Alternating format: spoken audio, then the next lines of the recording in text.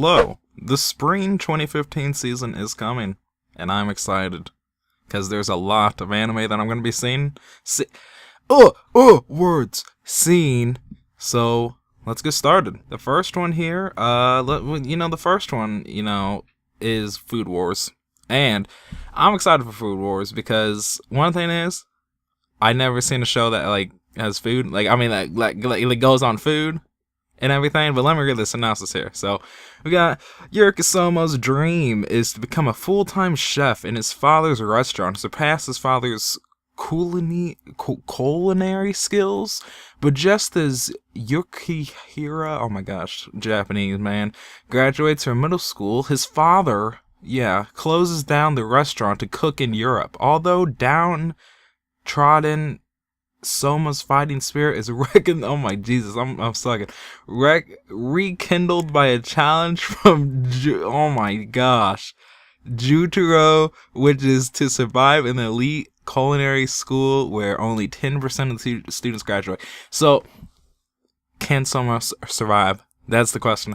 Well, the thing is, I'm excited because one thing is, I think this would be pretty cool, because you would have like food, like them trying to cook food, and then it'd be like some epic action, like cooking food and stuff, and be like, we have to cook the food, we gotta compete to cook the food. If you know anything about cooking, like you need a team, so this would be really cool to see like team-based stuff, some development characters, and I never seen really like a food kind of anime before, that really focused on like cooking food, so I'm excited to see what this can do, and it looks pretty good. Come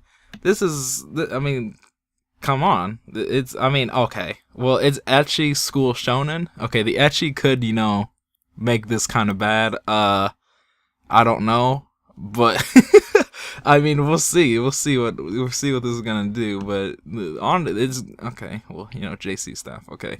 Well, let's get on to the next one here, which is Seraph of the End. Now, Seraph of the End. I'm excited for this. One thing is, I love a vampire anime. Vampire anime is like my thing. Like it's one of my things. There's not a lot that's like really like good. I haven't seen Hellsing Ultimate yet. I'm really excited to like start that up, but I haven't seen it yet. But this right here seems like it might be like an Attack on Titan kind of thing, and I'm just really excited to see what this is. Because one day, a mysterious virus appeared on the Earth which killed every infected human over the age of 13. At the same time, vampires emerged from the world's dark recesses and enslaved mankind.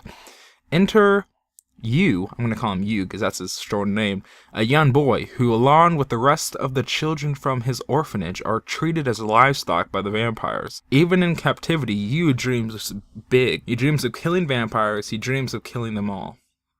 Now, this seems like a lot like Attack on Titan, about like wanting to kill, like the main character wanting to kill all the Titans. But this seems a lot cooler because it seems like one thing is these enemies are going to actually be like smart. They're keeping these people as livestock, and these kids are the only people in the world. So everybody over the age of 13 has died. And so I'm a little like, is it that once they turn 13, like, or 14 or whatever, do they just disappear and die? Or like, do they just age? I don't know. But it seems like it's going to be really good. It's going to be done by Wit Studio. I don't know much about Wit Studio. I don't know about much about any studios, but we got a drama shonen vampire supernatural, and I'm all down for those shonens, man. There's some good shonens out there, Hunter x Hunter, all those stuff. So this one seems good, and the art and stuff I'm seeing in the pictures here, it seems like it's gonna be looking pretty good and stuff. So yeah, I'm pumped. Next one here, Fate Stay Night Unlimited Blade Works 2015. I'm watching it just because, well, I watched the first season and I doing episodic on it, so I just watched this season, and because I just want to see like the fighting. Besides everything, the fighting looks pretty cool. So that's really like the only point of like watching the show. Really, I'm not really gonna read the synopsis because everybody pretty knows it's pretty much the Holy Grail War, people fighting everything. No one really knows the rules because they never really state the rules on the show, but let's get on to this next one here, which is Kekai Sensen. Kekai Sensen, man. Now, another another vampire anime. That now you see here. Now you see what's going on here. We got some vampire animes coming out, and these ones seem pretty good. And if you saw the PV for this one, it actually if the music is in the PV is what the music's going to be in the actual show, then that's going to be some epic music playing, because they got some like cool, like stylish music playing as like the stuff's going on. It looks pretty damn good. But this is really going on like a breach between Earth and the Netherworld has opened up over the city of New York, trapping New Yorkers and creatures from other dimensions in an impenetrable bubble. They lived together for years in a world of crazy crime sci-fi sensibilities. Now someone is threatening to sever the bubble, and a group of stylish superhumans is working to keep it from happening. Now, this seems really cool. Now, one thing is this is not placed in Japan. This is placed in New York. So one thing is like anime usually placed in Japan, so that's pretty cool seeing that in New York. Other thing is this is in a bubble. Now, I have a big thing like with bubbles in anime, like bubbles in general, like in shows, because I think that's actually really good to put like a bubble around everything. Because I mean, like in a place, like it's just like, oh man, we're trapped in this bubble, so we have to like literally like we can't get away from anybody in this show, so we're gonna have to like develop these characters. Now you could, I mean, they could do the Tokyo Ghoul and like not develop anybody, but I mean, I think this show will be pretty good. I mean, it's gonna be done by Bones, so it's gonna look good. I think. I mean, it looks pretty. Just by the PV, it looks pretty good. The characters seem interesting. The one of the characters has like a little like alien kind of creature with him. I don't know who the heck that is, but like in the style in the superhumans, like I'm really like it's sci-fi stuff. Like it seems like crime sci-fi. It seems really cool to see this, and it seems like all the characters might get developed. Like I don't know. This could be another Tokyo Ghoul, or it could be like some epic stuff, and I'm excited. Let's get on to this next one here, which is Arslan Sankey. Okay, I'm not that excited for Arslan Sankey. If that's how you say it, I don't know. I mean, it seems like it's gonna be good. But I don't know. I have some doubts about it, but I also had doubts about Akatsuki no Yona, and Akatsuki no Yona is like epic, and for some reason I'm getting like Akatsuki no Yona vibes off this, probably because like the main character right there is like a girl, I'm pretty sure, so like, and she might be like epic and get development, which is awesome. But let's read this here. This is a long one, so hold on to your seats, people. I know. In the prosperous kingdom of Paris, Paris, lies the royal capital of Ecbatana, a city of splendor and wonder, ruled by the undefeated and fearsome king Andragoras. Arslan is a young and curious prince of Pars. Pars, not Paris. Sorry. Who, despite his best efforts, doesn't seem to have what it takes to be proper king like his father. Okay. At the age of 14, Arslan goes to his first battle and loses everything as his blood-soaked mist. War gives away the scorching flames, bringing him to face the demise of once a glorious kingdom.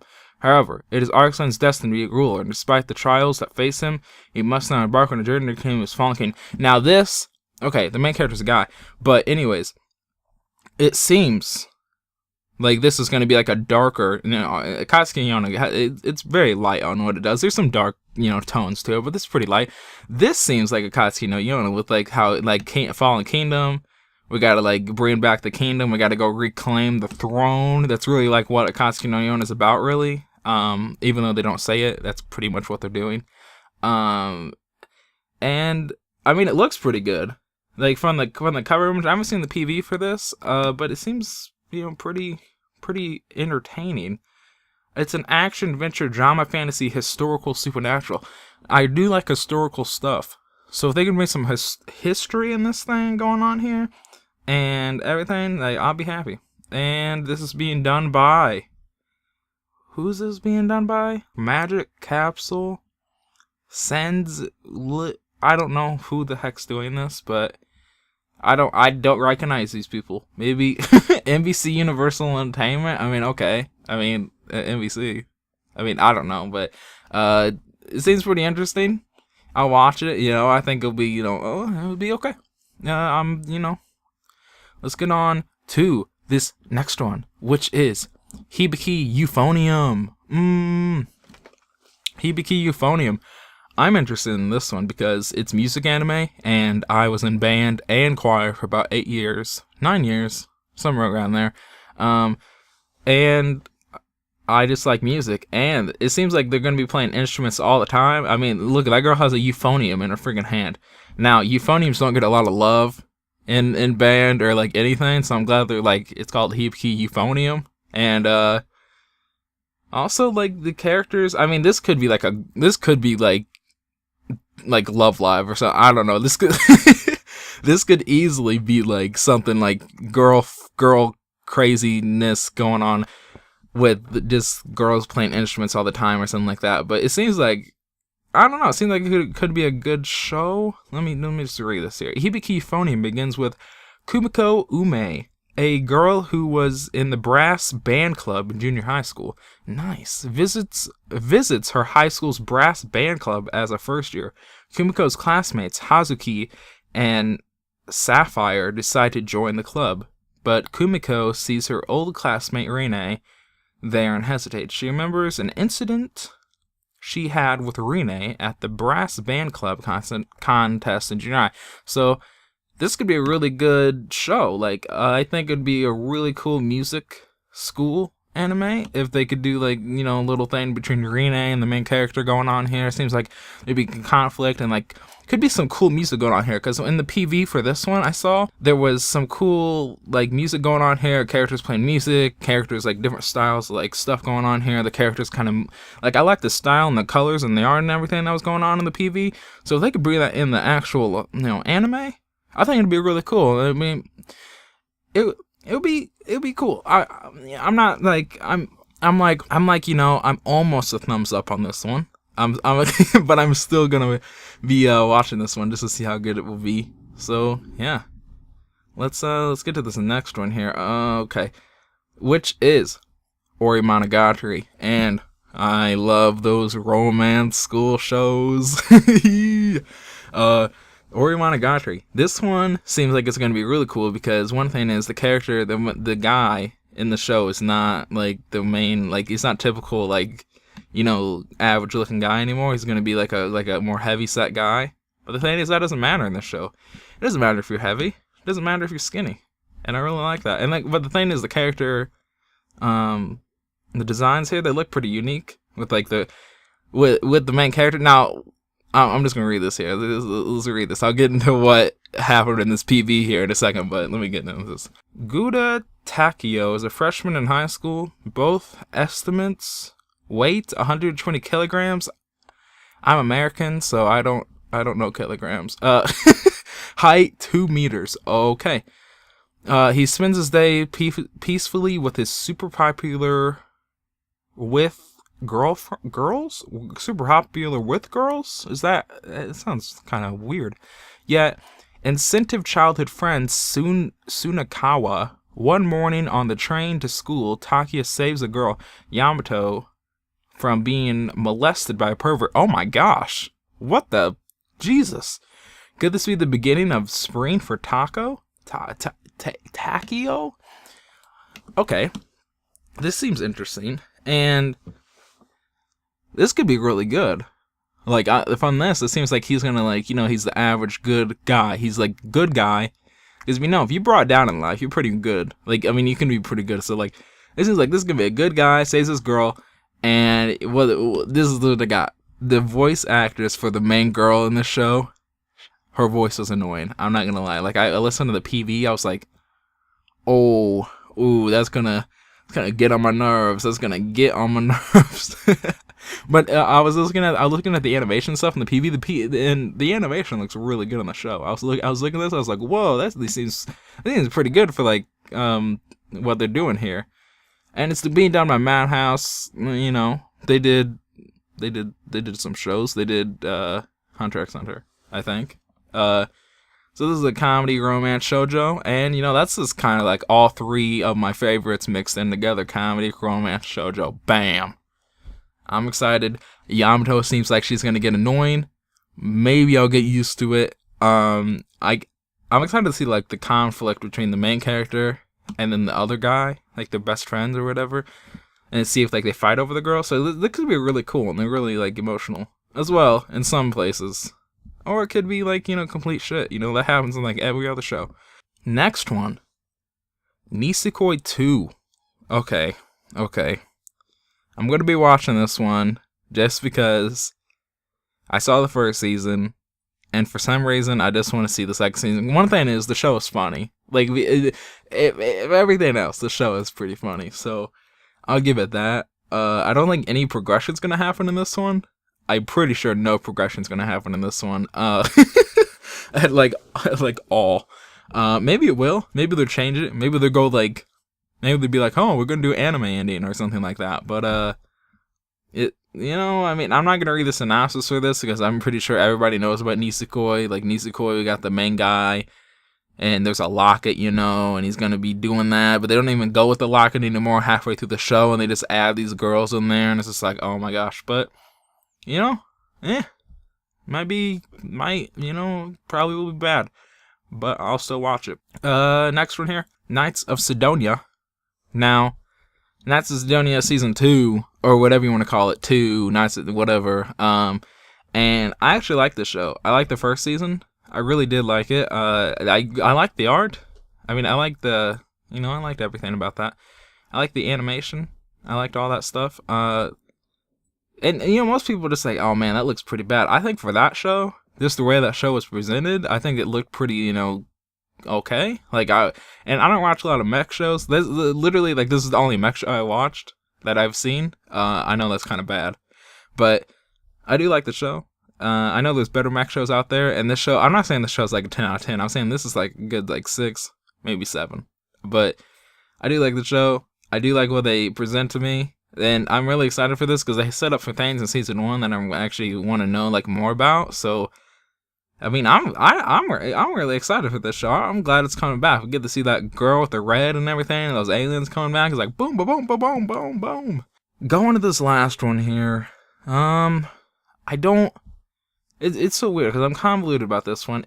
Oh my gosh, I don't want to read this name, man. It's so long. Dungeon ni de wa mato miru no wa Machigaturu Doru Ka. I probably messed up every single word except dungeon at the beginning. But anyways, this one, it seems like it's a mix between like Magi and oh man, dude, what's that one? The Seven Deadly Sins. It seems like a mix between those shows. Mainly because Magi has the big tower thing going on here about the dungeons, but then it looks like we get like some crazy stuff. I don't know. It looks interesting. This could also be a disaster as well. Like I'm not gonna lie to you. I'm gonna read the synopsis here. So, commonly known as the Dungeon, the city of Area possesses huge labyrinth in the underground. Its strange name attracts excitement, illusions of honor, and hopes of romance with a pretty girl. In this city of dreams and desires, new adventurer Bel Carnell has his fateful encounter with tiny goddess Hisata. Okay. Thus begins the story of a boy striving to become the best adventurer and lonely goddess searching for followers, both hoping to reach their goals and perhaps have some romance in the side. Okay. I'm not gonna say this one is gonna be the best. It seems like, it's not ecchi. It doesn't say ecchi, which is surprising because the cover image for this show looks pretty ecchi. I mean, it looks like it could be ecchi because, I mean, the girl, her boobs are like kind of coming out a little bit. They're kind of flopping everywhere up in the air though, but the main guy looks like he's having fun. He doesn't seem like a regular guy who's gonna get like crazy, I don't know. This could have some good, maybe they could like go on the romance here. Maybe this could be like a good romance. Like, I don't know. I'm excited to see this because this is gonna be an action, adventure, comedy, fantasy, romance. I'm excited to see everything in the show, and it seems like they're gonna like be doing like some dungeon things. I don't know, like, is there's one dungeon I'm pretty sure there might just be one dungeon, and then like he goes and gets a girlfriend or something. Like, is there gonna be multiple guys that gets girlfriends? I don't know. It seems like this might be really cool. And yeah, I mean, it has a long name. I think they should have shortened that name up. I don't know. I don't know, but man, that's gonna suck for a title. I'm gonna tell you that. But anyways, that is my spring 2015 anime that I'm gonna be watching here.